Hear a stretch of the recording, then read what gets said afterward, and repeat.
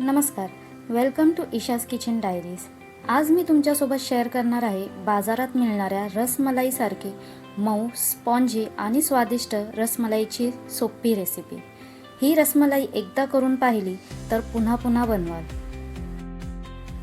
सर्वात आधी आपण रसमलाईसाठी रस तयार करून घेऊया।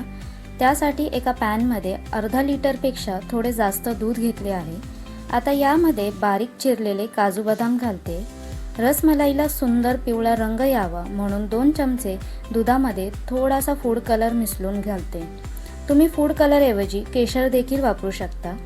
आता यामध्ये अर्धा बाउल साखर आणि अर्धा चमचा वेलची पावडर घालून सर्व छान मिक्स करून घ्यायचं आहे।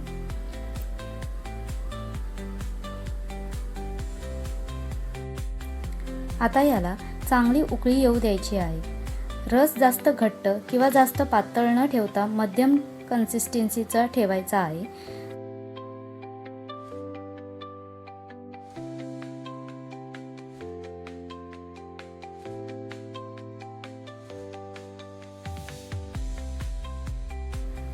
रसमलाईचा रस तयार झाला आहे। आता पुढची स्टेप म्हणजे छेना बनवणे। त्यासाठी दुसऱ्या कढईमध्ये अर्धा लिटर दूध घेते।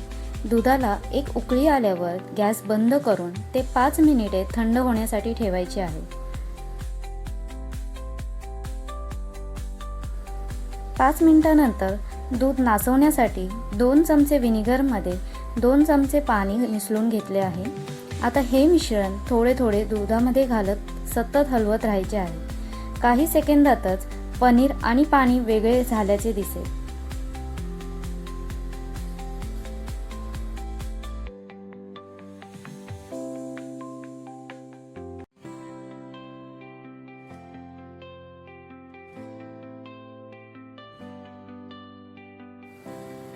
आता एका बाउलवर चाळणी ठेवून त्यावर स्वच्छ कापड अंथरायचे आणि हे सर्व मिश्रण त्यात गाळून घ्यायचे। अशा प्रकारे पाणी आणि पनीर वेगळा करून घ्यायचे आहे। यानंतर हे पनीर 2 ते 3 वेळा थंड पाण्याने धुवून घ्यायचा।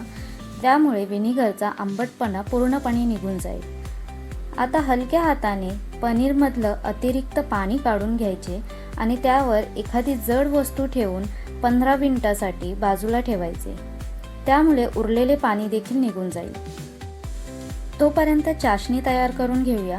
एका कढईमध्ये 2 ग्लास पाणी आणि अर्धा बाउल साखर घालायची। लो फ्लेमवर साखर पूर्णपणे विरघळेपर्यंत शिजवायची।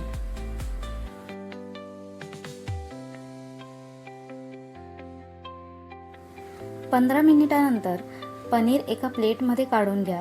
आता हाताने चांगला मऊ होईपर्यंत मळून घ्या। हाताच्या तळव्याच्या खालच्या भागाने पनीरला छान मळल्याने रसमलाई खूपच मऊ आणि स्पॉन्जी बनते।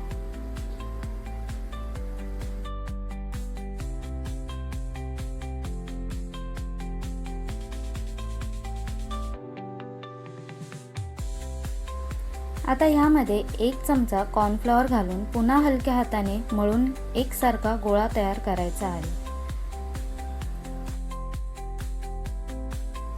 यानंतर त्याचे छोटे छोटे गोळे घेऊन हातावर गोल करून हलकेच दाबून रसमलाईचा आकार द्यायचा।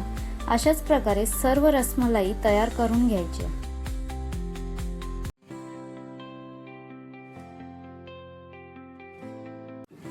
पाण्याला छान उकळी आली आहे। आता तयार केलेले रसमलाई एक एक करून गरम चाशणीमध्ये सोडायच्या।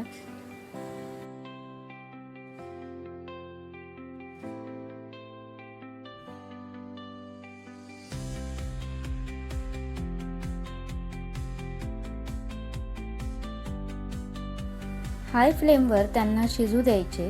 त्यामुळे त्या छान फुलून येतील।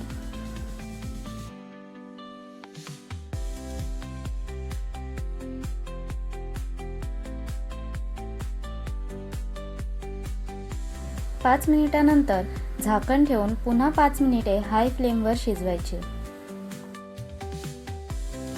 यानंतर एका बाउलमध्ये थंड पाणी आणि 5 ते 6 बर्फाचे तुकडे घ्यायचे।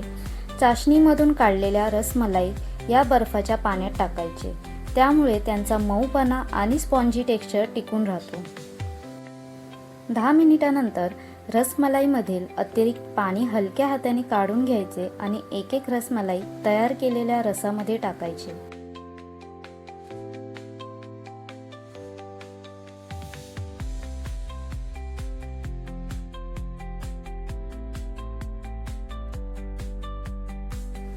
आता या रसमलाई किमान 3 ते 4 तास फ्रीजमध्ये ठेवायच्या.